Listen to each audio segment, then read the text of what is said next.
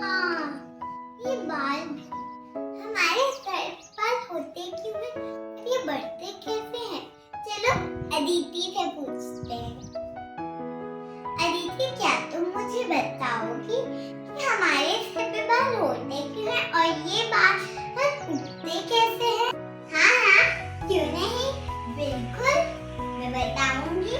तो दोस्तों, आइए आज हम जानते हैं कि हमारे बाल क्यों होते हैं और कैसे बढ़ते हैं। आइए जानते हैं। Let's get started.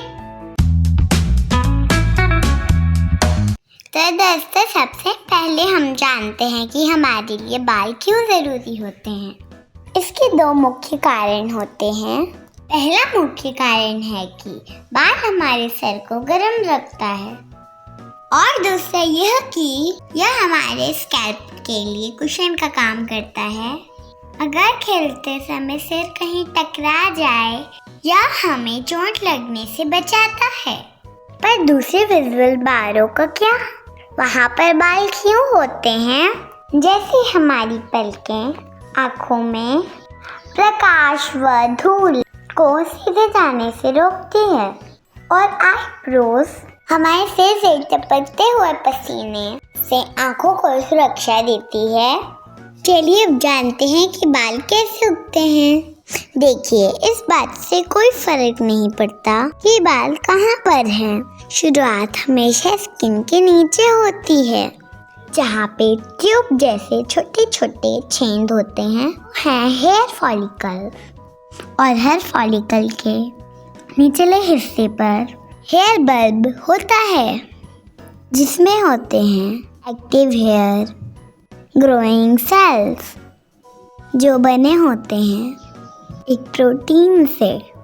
स्किन में छोटी छोटी ब्लड वेसल्स रूट्स को पोषण देती हैं, जो सेल्स के साथ साथ बाल को बढ़ने में मदद करती है। और जैसे जैसे बाल बढ़ने लगता है, तब वो जड़ को धक्का देकर फॉलिकल से बाहर निकलता है और फिर स्किन की सरफेस से बाहर की तरफ निकल के आ जाता है। और आखिर में हम बाल को देख सकते हैं। बाल के विजुअल हिस्से को कहा जाता है शाफ्ट। जब बाल स्किन की सरफेस तक पहुंचता है, तो बाल के स्ट्रैंड्स के अंदर जीवित सेल्स नहीं होते, यहाँ पे होते हैं डेड सेल्स। इसीलिए बाल कटवाते समय दर्द नहीं होता। क्या आप जानते हैं, हमारे 1 लाख से ज़्यादा बाल हैं।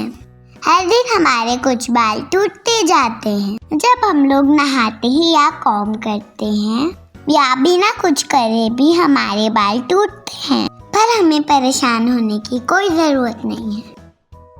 हमारे शरीर ने इसका पूरा इंतजाम किया हुआ है। जब भी हमारे बाल टूटते हैं, उसकी जगह नए बाल आते हैं और यह साइकिल निरंतर चलती रहती है। इस साइकिल से हमारे सर पे सही संख्या में बाल बने रहते हैं, वरना सिर का हाल तो देखने लायक होता।